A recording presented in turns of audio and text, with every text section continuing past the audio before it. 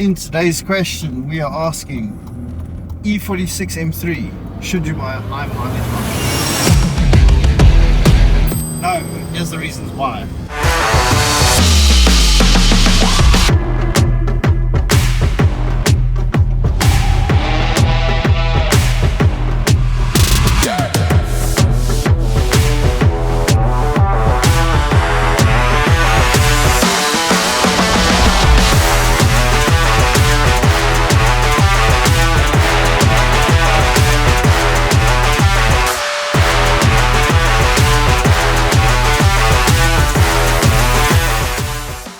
So, should you buy an E46 M3, more specifically a high mileage model?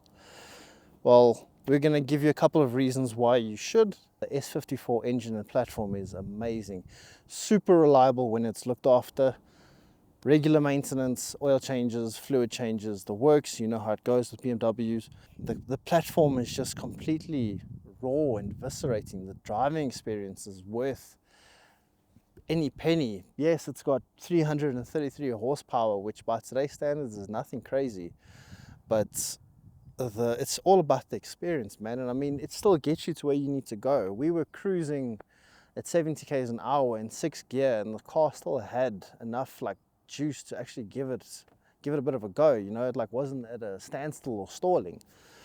And then you look at the aftermarket part of the car, and they produce so many of these cars that the amount of aftermarket parts and mods that you get are insane. Guys doing supercharged conversions, turbos, twin turbos. I'm a big fan of both. Yes, some people might think it's not along the lines of the purest route, but I mean, this car just has so much to offer people. Coilovers, suspension, nice wheels are always a winner. If this car is sitting on an aggressive stance, it looks so good. Add a bit of carbon to it. There's guys doing CSL conversions. There's like, you name it.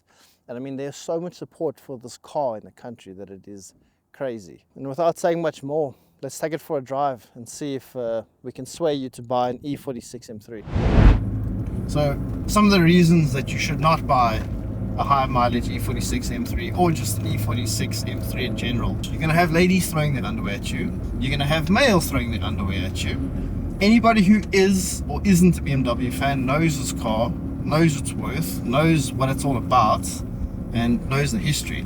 It's iconic to so many people, whether you're a BMW fan or not. Then you've got the issue of the looks, the sound. So because everybody knows the car, knows what it sounds like, you are not going anywhere in public, privately, ever again. Not in this car. Driving experience from this car is completely eviscerating. You've been gifted with a 6-speed manual gearbox. The car has a 50-50 weight distribution in most cases, and the exhaust note that sits behind your ears, and you can hear the intake noises from the inbox, is completely addictive. This car is overall just a high tier engagement car. This is for the drivers. Another serious issue with this car is you're going to spend so much time looking at the car because of how beautiful it is. You're not going to have time for friends and families and that kind of shit. You're going to literally be in awe of your car and probably sleep in your car. I would. It's so good looking. If BMW released this in 2024, we'd be like, that is a genius marketing move. Exactly. Because it looks that iconic and that good. There's like no big Bugs Bunny kidney girls. Like, I like Bugs Bunny. it's the only one who does. Point is, you're gonna get home after a long day of work, you're gonna park this in the driveway, then you're gonna sit in the driveway with it, probably for a couple hours. And at a certain point, you know, you're gonna get called in for dinner. You're gonna have to explain why you're not going in for dinner. They're not gonna understand. It's gonna break up families, is basically the point that we're getting to here. But it's worth it. So getting to the more serious points of the car. This car has undergone quite a bit of work. It has 180,000 k's on the clock, which means it has almost gone around the globe once.